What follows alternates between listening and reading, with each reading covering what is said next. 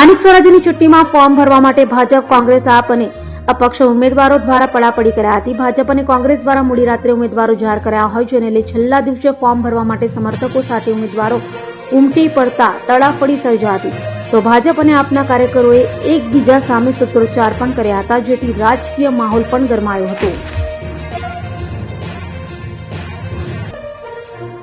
ગુજરાતભરમાં સ્થાનિક સ્વરાજ્યની ચૂંટણીના ઉમેદવારી ફોર્મ ભરવાના છેલ્લા દિવસે મોટી સંખ્યામાં ઉમેદવારો ઉમટી પડ્યા હતા।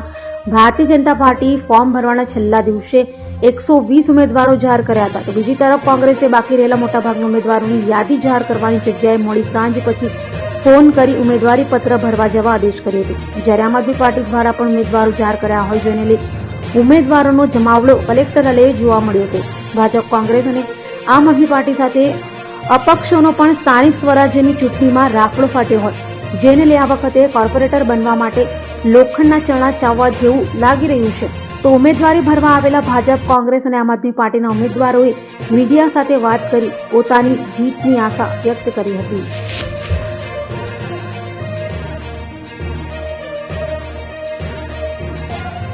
કરવા આવેલા છે આજે અમારું ફોર્મ ભરાઈ ગયું છે અને અમારા મુદ્દા મેઇન મુદ્દો ખાડી છે।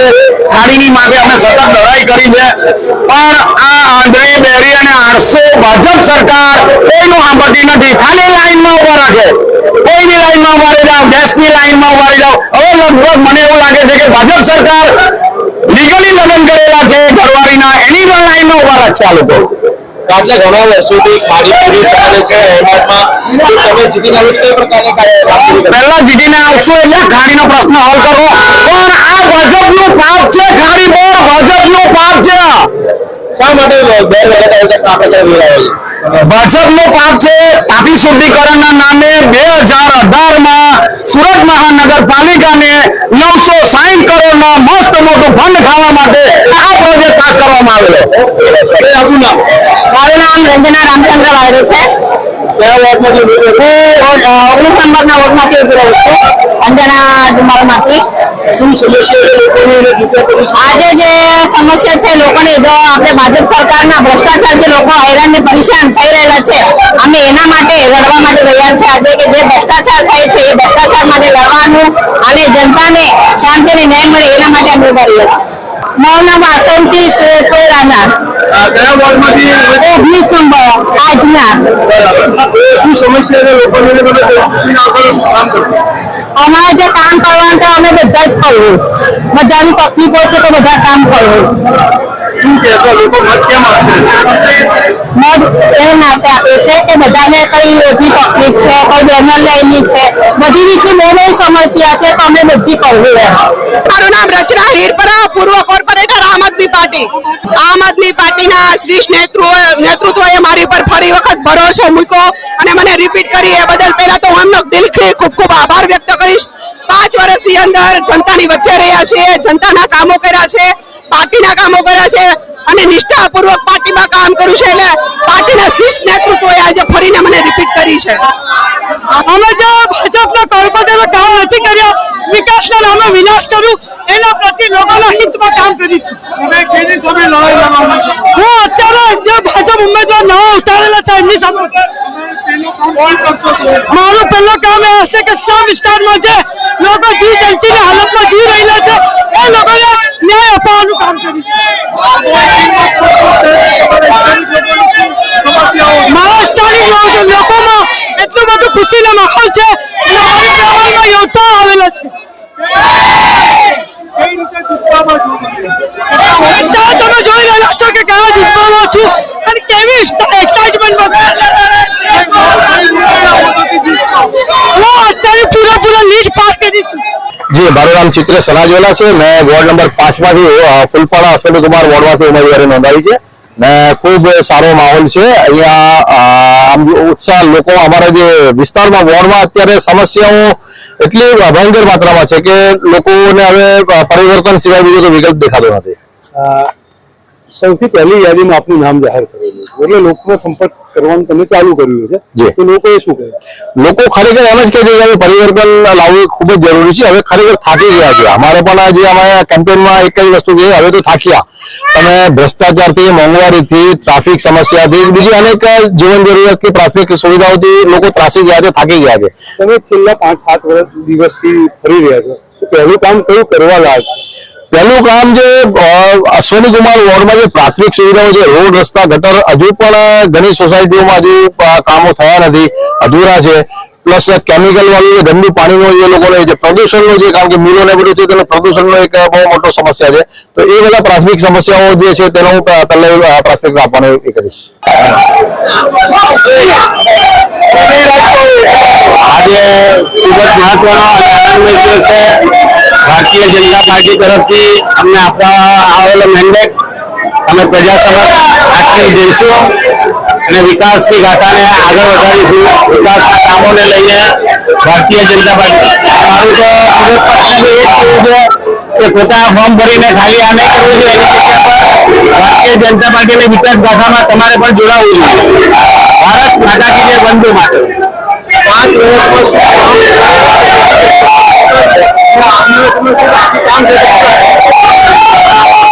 ખાસ કરીને હું મારા વોર્ડ વિશેની વાત કરું તો અમે જૂના તળ સિટીમાં રહેવાવાળા છીએ. વોર્ડ નંબર 13 એ જૂનો કોટ વિસ્તાર છે. હાલની તારીખમાં નવી પાણીની લાઈનો અને ડ્રેનેજની નવી લાઈનો નાખવામાં આવી છે.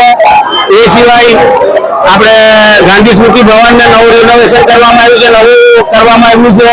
એની જ સાથે આપણે જોઈએ તો ડીકેએમ હોસ્પિટલ છે, એને નવી 50 બેડની હોસ્પિટલ ત્યાં આગળ કરવામાં આવી છે.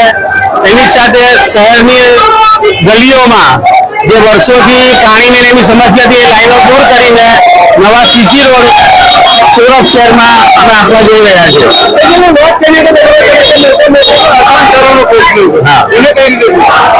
પસંદ ધરાવવાનો જે પ્રશ્ન છે તે એકદમ નાગરિક છે.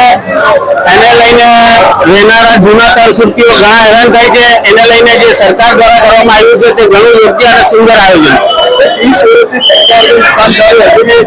તમે કહો છો કે સુરતીઓ હેરાન થાય છે, એનો નિવારણ નથી આવતો, એને શું કહો? શહેરની ભૌગોલિક પરિસ્થિતિ જેમ તમે જોઈ રહ્યા છો કે શહેર વિકસિત થઈ રહ્યું છે. ઘણા પાર્કો એવા છે કે જેવા નવા ડેવલપ થઈ રહ્યા છે.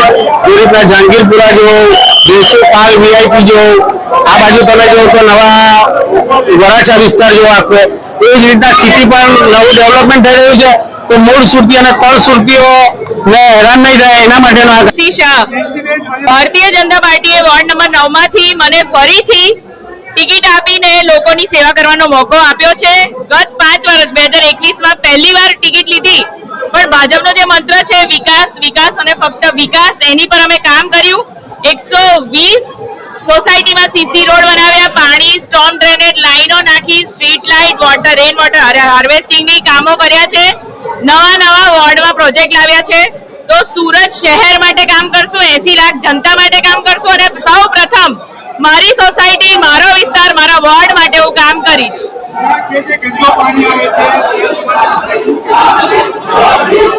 અત્યારે ઉનાળામાં, દર ઉનાળામાં તાપીમાં લીલ જામે છે, એના કારણે પ્રશ્ન હોઈ શકે.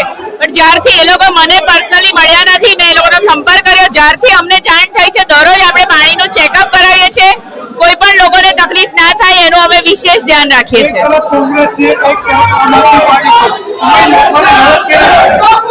ભાજપ 120 સીટ જીતવાની છે, કોઈ ટક્કર છે નહીં. અમે 5 વર્ષમાં એવા કામ કર્યા છે કે આ બેને અમે કોઈ ટક્કર એ લોકો અમને આપી શકે એવું છે જ નહીં.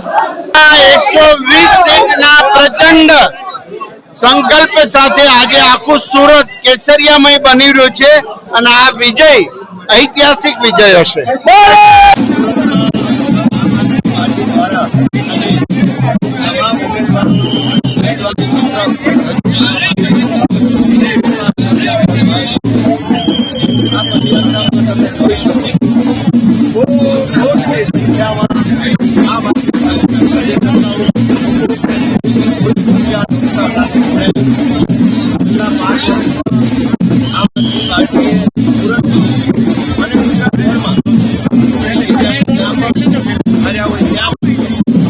અને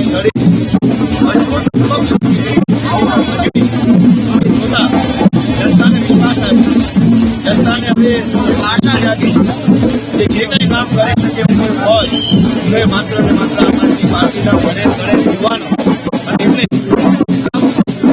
જનતા પોતે સ્પષ્ટ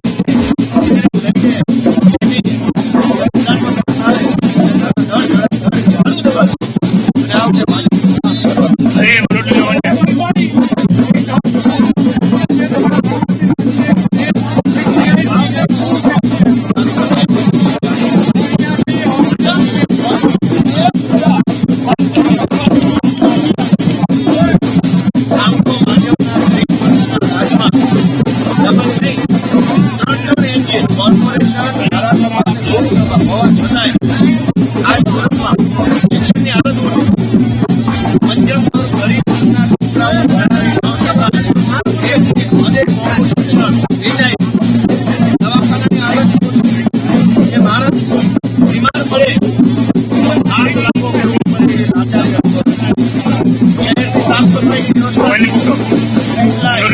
અન્ય સુવિધાઓ આજે સુરત ટેક્સટાઇલના કિરાણા કારખાના વર્ષો પહેલા કરી